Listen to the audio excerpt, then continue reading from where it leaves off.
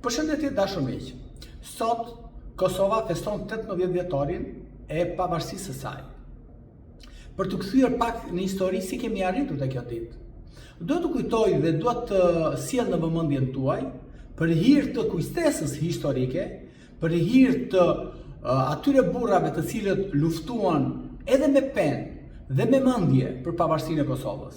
Duhet të them se 82 vite më parë, Kosova ka qenë e shliruar.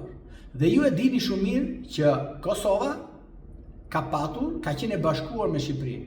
Ka patur një qeveri, ka patur një administrat dhe padyshim ka patur edhe një ushtri.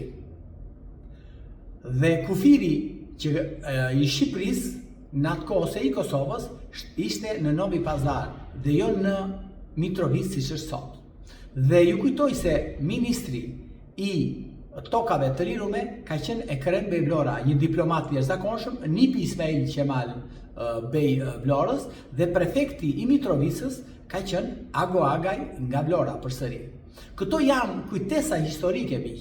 Janë kujtesa historike për t'u thënë shqiptarëve se Kosova ka qenë e shliruar deri në vitin 1944. Ka qenë një me Shqipërinë.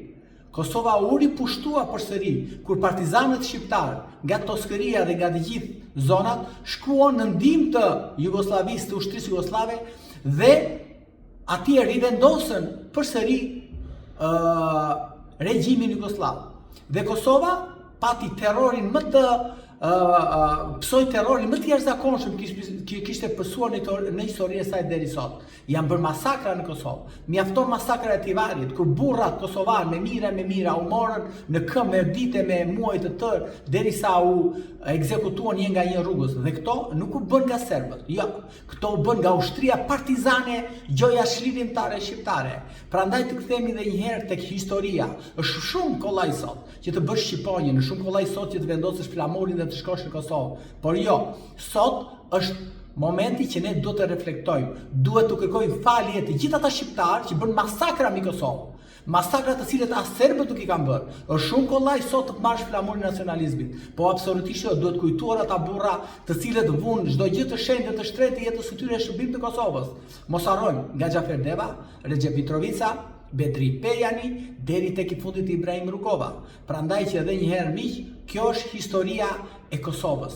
Kosova e ka larë me gjak padyshim pavarësinë e saj, por më shumë gjak derdhë nga shqiptarët të cilët vranë shqiptarët. Kjo është e vërteta. Dhe një herë Kosovë ta gëzosh 18 vjetorin.